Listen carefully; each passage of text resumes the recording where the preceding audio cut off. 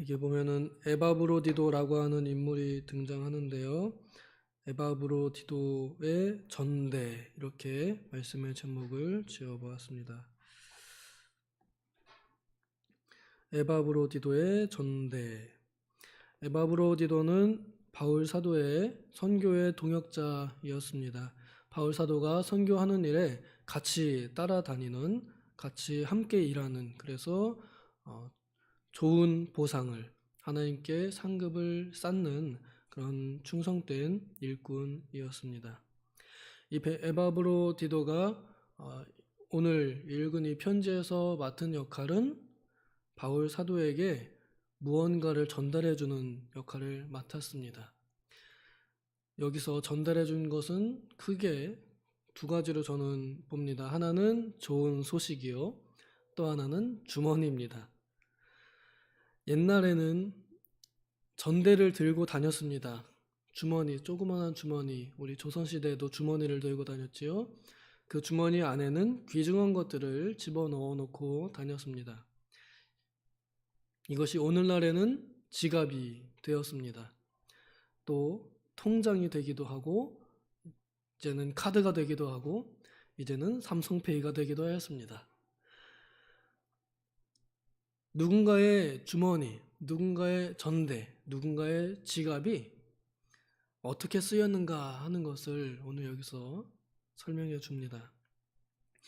에바브로디도가 가지고 다니던 그 특별한 주머니가 바울 사도에게 큰 힘이 되고 또 기쁨이 되었습니다. 먼저 이 편지를 받는 사람들은 빌립보 교회 사람들입니다. 빌립보 교회는 바울 사도가 마케도니아 지방에 들어갔을 때 처음으로 그 강가에서 만났던 루디아로 시작하여 세워진 지역의 교회들입니다. 이 교회들은 바울 사도가 개척하였기 때문에 거기에 있는 사람들은 바울 사도가 누구인지 모르지 않았을 겁니다. 바울 사도에게서 배우고 그 다음에 떠난 이후에도 바울 사도를 잊지 않고 기억하여 한 번뿐 아니라 두 번이나, 그리고 더 여러 번 있었을 수도 있고, 또 그 기간이 한 10년쯤 된다고 그래요. 오랜 기간 동안 잊지 않고 바울 사도를 도와 함께 합력하여 복음의 일에 참여했던 교회입니다. 이 일에 대하여 하나님께서 시작하신 착한 일이라고 표현하였습니다. 그래서 바울 사도는 떠난 이후에도 빌립보 교회를, 모든 교회를 위해서 항상 기도했지만 특별히 빌립보 교회를 위해서 기도할 때에는 근심으로 기도하지 않았습니다. 감사함으로, 기쁨으로 기도가 터져 나오게 되었던 그런 교회입니다. 왜 그랬느냐? 바울이 하는 그 선교 사역에 동참하였기 때문입니다. 첫날부터라고 했으니까 처음 루디아가 하나님의 말씀을 듣는 것으로부터 시작하여 영적인 것을 받고 육신적인 것을 열매를 맺으면서 바울 사도를 기쁘게 하였기 때문에 기도할 때마다 루디아의 가정, 그리고 여기 읽진 않았지만 가이사의 집 사람들 몇 이렇게 하는 것 보니까 다른 가정들에서도 이렇게 바울 사도의 이 선교 사역에 동참하였음을 우리가 알 수 있습니다. 바울 사도가 이 편지를 쓰면서 내가 선물을 구하는 것이 아니다 라고 이렇게 말합니다. 결론적으로 쉽게 말하면은 헌금을 해라, 돈을 달라 하고 이렇게 표현하는 것이지만, 그러나 이것을 열매를 구한다 라고 이렇게 말합니다. 이것은 지난번에 설명드렸던 고린도전서 9장에 영적인 것을 뿌리고 육신적인 것을 얻는, 복음의 사역자가 복음으로 살아갈 수 있도록 채우는 원리를 열매라는 단어를 통하여 사용하였습니다. 그래서 이 사람들이 이것을 당연하게 또 그리고 기꺼이 참여할 수 있도록 유도하는 것입니다. 물론 이 사람들은 억지로 그러지 않았습니다. 아마 누군가는 이렇게 말했겠지요. 여러분, 우리가 모여서 바울 사도, 바울 목사님, 바울 선교사님의 사역에 동참합시다. 우리가 어렵지만 그래도 함께 모금하여 우리가 선교비를 보내줍시다 라고 이렇게 누군가가 제안했을 것이고, 거기에 마음이 맞는 자원하는 심령을 가진 사람들이 그렇게 합시다 하여서 각자의 능력에 따라 하나님께서 주신 은혜를 따라 참여하였을 겁니다.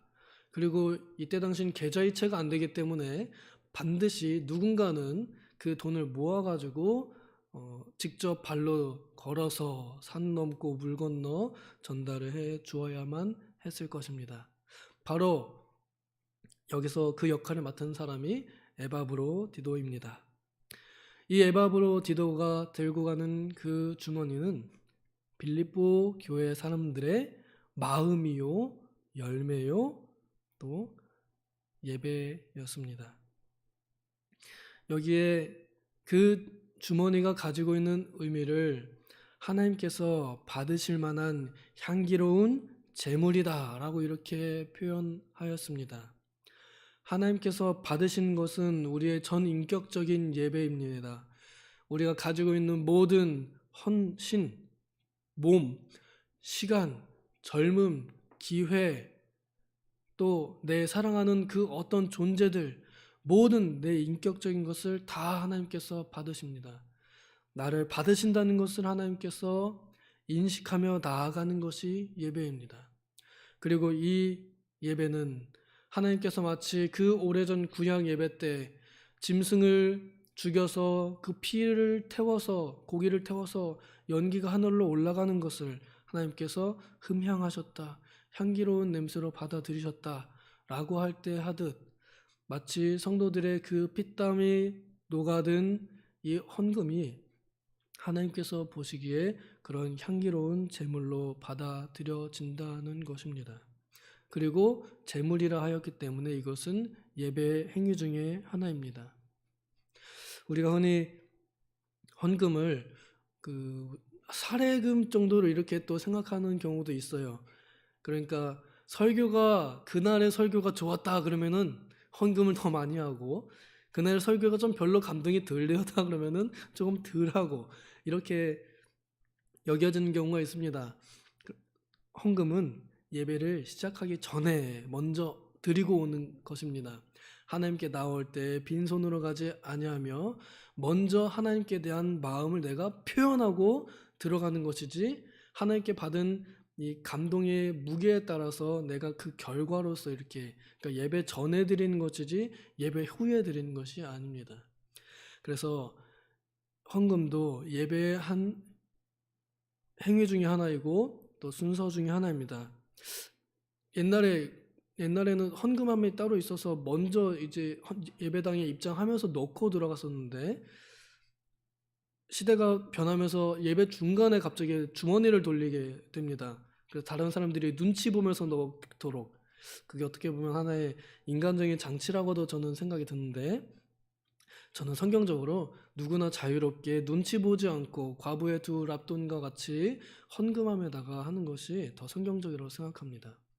어쨌거나 중요한 것은 그 헌금은 하나님께 드리는 예배 행위라는 것이고, 또 돈을 드린다 하는 것은 예수님께서 친히 말씀하신 바, 보물 있는 그곳에 네 마음이 있다, 네 마음 있는 그곳에 보물이 있다, 마음을 표현하는 아주 적극적이고 또 분명한 하나의 행위라는 것입니다. 이것을 다른 교회들이 하지 않을 때 빌립보 교회만 했습니다. 우리 아까 읽었던 본문에 보면 아무도 다른 교회는 참여하지 않았는데 빌립보 교회에 여러분들이 참여하였습니다 라고 이렇게 말합니다.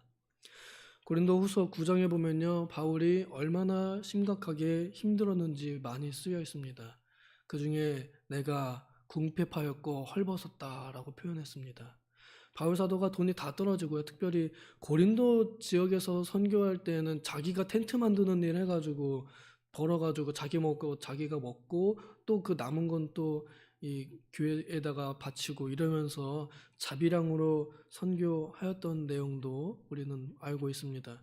그래서 바울 사도가 어느 날에는 굉장히 힘들었고 또 이렇게 에바브로디도라는 좋은 사람의 이 전달을 통하여 또 채워질 때는 풍족하게도 하였습니다.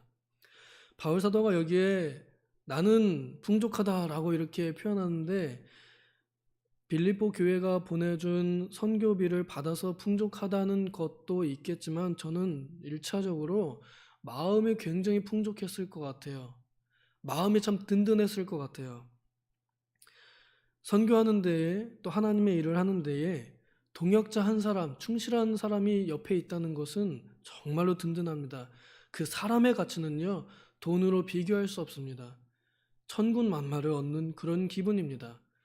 그런 사람이 자기한테 와서 이제 앞으로 같이 일한다는 것이 하나의 풍족함이었을 것 같고요. 또 그 사람을 보낼 때 교회가 빈손으로 보내지 않았다는 것이 또한 자기에게 큰 기쁨이 되었을 겁니다. 아, 이 사람들의 마음이 지금 나한테 왔다는 것, 그리고 마음이 물질로 표현되어서 직접 눈에 반짝반짝 금화 혹은 은화로 이렇게 무게가 있게 보여진다는 것입니다. 그것이 바울 사도에게 마음을 아주 풍족하게 만들었을 것입니다.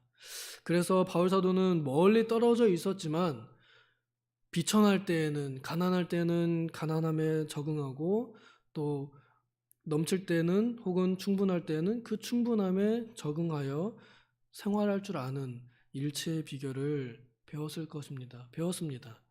이 배움에 바울 사도의 그 능력의 배경이 바로 빌립보 교회였다는 것입니다. 그래서 바울 사도는 이 서신을 통하여 빌립보 교회를 또한 위로하고 또 하나님께 대한 약속으로 그들을 축복하고 있습니다. 우리가 여기 읽었던 19절, 예수 안에서 영광 가운데 그 풍성한 대로 너희 모든 쓸 것을 채우시리라 하고 빌립보 교회를 위로하고 축복하고 있습니다. 하나님은 인격적이십니다. 하나님을 모독하는 사람에게는 하나님께서 욕을 보이시고 하나님을 존귀히 여기는 자에게는 하나님께서 그를 존귀히 여기십니다. 하나님을 위하여 잃어버리는 자는 하나님께서 채우실 것이고 하나님을 위하지 않고 자기만을 위하는 사람은 하나님께서 불어버리실 것입니다. 하나님께서는 인격적인 분이십니다. 사람이 무엇을 하든지 심는 대로 거두겠다고 하셨습니다. 빌립보 교회가 주님을 위하여 스스로 내어준 것처럼 하나님께서는 그 교회를 채우셨습니다. 또한 채우실 것입니다. 우리 교회가 주님을 향하여 이러한 마음을 가지고 에바브로디도를 보내는 전대를 채우는 우리가 되면 좋겠습니다. 이제 이 정도 됐으면 제가 무엇을 말씀하시는지 감이 오시나요? 우리 지금 담임 목사님께서 호주 가셨지요? 그냥 놀러 가셨나요? 아닙니다. 사경에 인도하러 가셨고 총회장으로서의 그 직무를 감당하시려 처음으로 호주 교회들을 시찰하러 가셨습니다. 호주 교회는 우리 교단이 선교지로 목록을 두고 있는 교회들입니다. 하지만 그 교회들의 교세가 약합니다. 한인 교회이지만 참 약합니다. 그런 교회들의 형편은 우리 한국에 있는 교회들과는 비교할 수 없이 힘듭니다. 공간을 빌려 쓰고 있습니다. 그들만의 공간이 아닙니다. 그래서 임대료를 냅니다. 거긴 또 물가도 비싸지요. 목사님들이 일을 안 하면 아마 그거 감당하기 어려울 겁니다. 그러면 총회장으로서 갔는데 빈손으로 갈 수 있겠어요? 당연히 그 교회 선교비도 헌금을 하고 와야 될 겁니다. 시찰한다고 그래가지고 가서 굴림하고 대접받으러 가시는 것이 아닙니다. 오히려 거기에 있는 선교사들을 외롭지 않게 마치 에바브로디도가 옴으로 인해서 바울 사도를 기쁘게 하였듯이 우리 총회장 목사님께서 교단의 대표자가 가서 위로해주는 그 말 한마디가 그곳에 하나님의 부르심을 받아 보내심을 받아 사역하고 있는 꿋꿋한 그 선교사님들의 마음을 위로하는 일, 그리고 마음뿐 아니라 물질로 그 선교를 돕는 일이 우리 목사님께서 하실 일일 겁니다. 또한 사경회를 인도하시어 말씀으로 그곳에 힘을 보태는 일 또한 하실 일입니다. 목사님 개인으로 쓰실 일도 있을 것입니다. 또 돌아올 때 빈손으로 오실 수 있겠어요? 후원하신 분들에게 최소한의 담례도 해야 되겠죠? 그런 것들 다 생각하면요, 전대가 필요합니다. 이것을 본인이 스스로 얘기할 수는 절대 없을 겁니다. 저는 합니다. 저는 합니다. 왜냐하면 하지 않음으로 인해서 당하는 불이익은 제 탓이거든요. 그런데 제가 얘기해 주고서 안 함으로 인해서 당하는 불이익은 이제 본인의 몫이 됩니다. 저는 해야 되는 직무를 맡았기 때문에 합니다. 그래서 제가 눈에 뵈는 것이 없어서 합니다. 그리고 여기에 너희의 유익을 위함이라 라고 이렇게 써 있습니다. 너희에게 유익하도록. 결국엔 이것은 한 개인을 위한 것이 아니라 참여하는 이와 또 그 사랑을 전달받는 이니, 그래서 주는 이와 받는 이 모두를 유익하게 하기 위함이고, 또 결론적으로는 우리가 마지막에 하나님의 영광을 위한 것입니다. 하나님의 영광을 위하여 우리는 풍부할 줄도 알고 가난할 줄도 압니다. 그래서 내게서 비어지는 것, 나에게서 무언가가 사라지는 것 또한 하나님의 영광을 위한 것이면 기꺼이, 또 나에게 무언가가 들어오는 것이 하나님의 영광을 위한 것이면 기꺼이 주기도 하고 받는 것이 우리 성도의 삶이라 할진데, 오늘 바울의 큰 기쁨을 전해 주었던 에바브로디도의 주머니가 여러분의 주머니에 다 들어 있으리라 저는 생각합니다. 교회에서 돈 얘기 꺼내면은 시험 드는 경우가 있는데요. 여러분, 이것은 마음의 문제입니다. 내가 빌립보 교회와 같이 하나님의 선한 사역에 참여할 것이냐. 그래서 여기 참여라는 말이 교제라는 단어로도 참조가 되어 있습니다. 성도의 교제에 참여할 것이냐. 그래서 내가 사도신경을 고백할 때 성도가 서로 교통하는 것을 정말로 믿는 것을 나타낼 것이냐. 이것은 믿음의 문제요, 마음의 문제입니다. 부디 우리 교회는 누구도 쓴 뿌리가 나지 않고 이런 설교에 아멘하여 받아들이심으로 그리스도의 풍요로움이 여러분의 삶에 가득히 넘치기를 소망합니다. 기도하겠습니다. 하나님 아버지, 물가가 올라가고 우리의 수입은 줄어들고 있고, 그래서 우리의 사정은 좋지 않으나 우리의 마음이 좁아지기를 원하지 않습니다. 주님, 우리에게 능력 주시는 만큼 힘쓰는 자들이 되게 하여 주시옵소서. 그래서 내가 이 세상의 재물로 얽매여 사는 것이 아니라 그리스도께서 주시는 은혜로 산다는 것을 내가 내 믿음으로 증명해 보이게 하여 주시옵소서. 그래야 믿음이 점점 더 성장해 나감으로 바울 사도가 고백하였던 것처럼 일체의 비결을 배울 줄 아는 우리가 다 되게 하여 주시옵소서. 무엇보다 우리가 직접 몸으로 나가지는 못하지만 그래도 참여할 수 있는 기회가 있기에 우리가 카카오톡 송금하기나 계좌를 통해서도 복음에 참여하는 자들이 되게 하여 주시옵소서. 그리하여 우리 목사님을 홀로 보내는 것이 아니라 우리도 영으로 마음으로 함께 선교의 여행에 참여하는 우리 교회가 다 되게 하여 주시옵소서. 감사드리며 예수님의 이름으로 기도하옵나이다. 아멘.